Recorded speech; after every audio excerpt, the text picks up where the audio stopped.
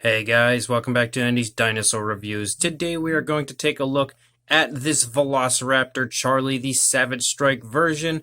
I have not been able to acquire this until recently when Chriszilla from Instagram, who is also a viewer of this channel, helped me out by sending me a box with these Mattel figures in it, this and a few of the smaller basic figures. So now, thanks to him, we have an opportunity to take a look at this very cool Velociraptor Charlie figure.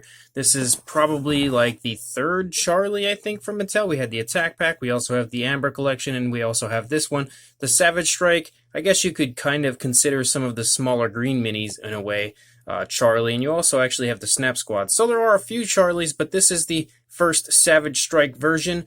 The artwork here on the box is pretty much your standard run-of-the-mill Mattel box artwork. Nothing new and flashy with that. You can see a very nice image of the figure here on the back, as well as kind of an image down here showing some of the other figures that came out with this wave, which we have reviewed all of those already. So let's go ahead and break Charlie out of this box and take a look at her. So here is Velociraptor Charlie, looking nice and wonderful. Her legs are not in the correct position. Now she doesn't want to stand. If I can get these legs in the right spot, actually, let's just stand her up a little bit there. There we go.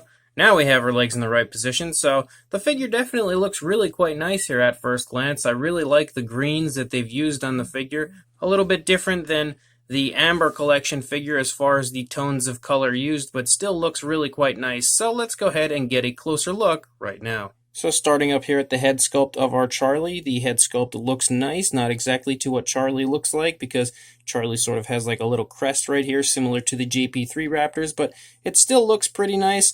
And actually, as far as the sculpt goes, we have looked at the sculpt of this figure before, because this is the same reused sculpt that they had initially used on Blue, the Savage Strike version of Blue that was just like this. So we have actually reviewed the sculpt before, and we don't really need to do that again. Just pretty much what's new with the figure overall, but I did want to state how the kind of crest area here of Velociraptor Charlie is not present, so that just kind of shows you that this is just the reused sculpt with a new paint scheme, but I don't really think that takes away from the figure or anything. I think it still looks quite nice for the most part. As far as the head goes, this head actually has something that the Amber Collection version didn't, and that's a little bit more color variation, because you can see that we do have this darker green up here on the top of the head of the Velociraptor that kind of runs down here into the palette and everything. So I think just having that little extra color variation makes a world of difference, and that's one thing that I feel like I wish the Amber Collection version would have had, because other than that, the Amber Collection version was quite stellar, just missing some variation of paint on the head. And I think it looks nice here on this version. Nicely painted eye, yellow eye with a nice slit black pupil, or actually maybe even a dark green, actually. Yeah, it looks like it's a dark green. It looks like it's the same green that we have kind of littering the head here. You also have a light, kind of a tannish color, or a light white here on the lower jaw. The inside of the mouth looks to be painted really nicely. Beautiful pinkish coloration in there. Nicely glossed as well. As we start to lead down the neck, we have more of that kind of dark green striping that leads down here, and of course we can position the neck forward to see as much of it as we possibly can, and we can see that that green striping does run the entire length there of the neck. And as we get down here into this area, we can see in the shoulder area that that green striping continues, and it really comes quite far down here onto the side of the figure, and I think it looks really good as far as the way that that green stripes down. And then we lead out here onto the tail, and then once we get here to the tail, it kind of stops dead, and then the tail is nothing more than a regular green coloration. And I do feel like that is something that is quite common, quite similar with most of the Mattel figures that I really wish they would have improved upon, is kind of putting some of that paint that run out all the way onto the tail. It would have made it look a lot nicer, a lot more appealing, but I still think it looks pretty good even without it, just it would have looked a lot better with that.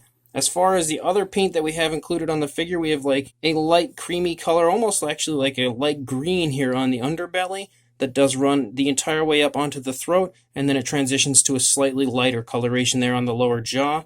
There is actually the Jurassic Facts app if you would like to add this to your collection while we are down here.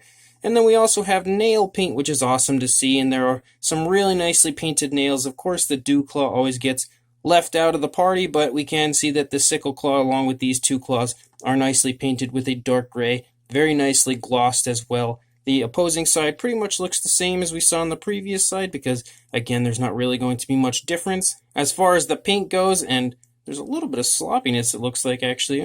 Like there's like white paint or something here on Charlie on this side of the face. I don't know why. That's very strange. It actually looks like it's almost this coloration that is the lower jaw has kind of leaked up there a little bit, but that I don't think that would be possible as far as the painting process goes, because I would imagine that's painted separately, and I can't get the jaw open for some reason. I don't know, the inside of the mouth looks nice. Maybe it was the coloration of the teeth, actually, that kind of leaked up there a little bit. I don't know, but regardless, still a really cool figure, nicely painted Savage Strike figure, even if it's not entirely accurate as far as what Velociraptor Charlie looks like. It is still a really cool version of her. As far as articulation goes, we do have a neck here on a swivel, which really allows for some beautiful posability with your figure. I do love this style of articulation. I've mentioned it numerous times how much I love the ability to articulate the neck like this. And the Savage Strike versions of the Velociraptors always do tend to include that, actually including the battle damage versions as well. But I really love this style of articulation because it just allows, like I said, so much posability with your figure.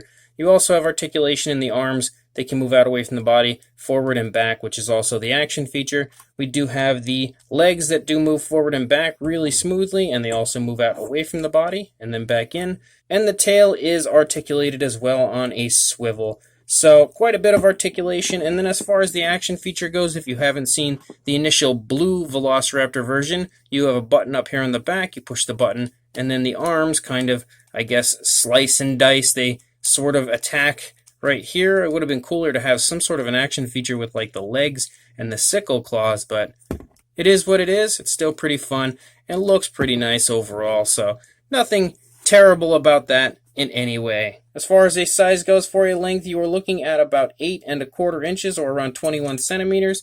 And then for a height, if she's standing in this position, which I feel like is a pretty natural position for her, about 3¼ inches, maybe a little more, actually closer to approaching 3½ inches, or around 8½, 9 centimeters. For a size comparison, there is Mr. Papo T-Rex, the Attack Pack Colovosaurus, and Robert Muldoon next to one of his best friends in the world that he never got to meet, which is a Velociraptor, because we know how much he loved them in the film Jurassic Park. But you can definitely get a good idea of the size of this figure next to these guys, especially if you have any of the previous Velociraptor figures from Mattel. You probably already have a pretty good idea of what the size of the Savage Strike versions are, because most of the Velociraptors from Mattel are right around that same similar size range. So if you don't, which would be weird if you're collecting the Mattel figures and you don't have any Velociraptors at all at this point because there's been so many released, then hopefully you have one of these other figures that can help to give you a good idea of what the size of this raptor is. So this Mattel Jurassic World Savage Strike version of Velociraptor Charlie is quite nice, and I would love to see Mattel actually go ahead and create the rest of the Raptor squad for the Savage Strike versions, because if we already have Blue and Charlie, why would we not want Echo and Delta? And I think hopefully at some point over time they will do that, because they've also given us that same group of Raptors in the Attack Pack version previously.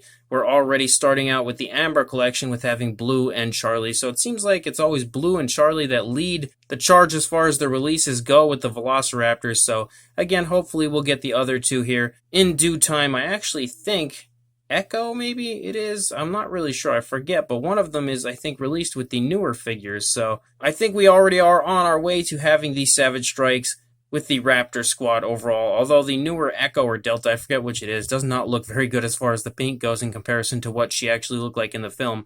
But this Charlie really does quite look nice.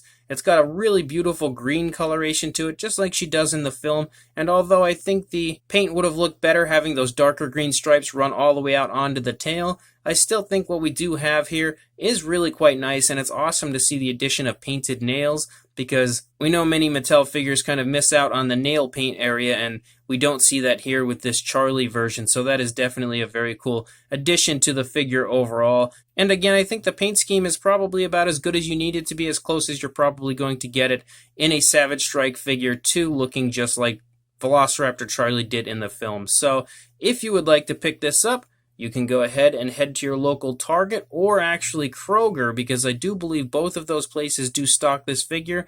I did not have any luck finding it in Target, but I have heard of people that have found it there. Kroger, I unfortunately don't have any of those stores near me at all. I don't even know if they're even in my state at all. But that is actually where this figure here was found, thanks to Chriszilla, who once again I want to say thank you to for sending this figure over and allowing us to review this, helping me acquire it, all that fun stuff. So make sure you pick this Velociraptor Charlie Savage Strike figure up one way or another, and make sure you also like, comment, and subscribe, and I will see you in the next review. Thanks for watching.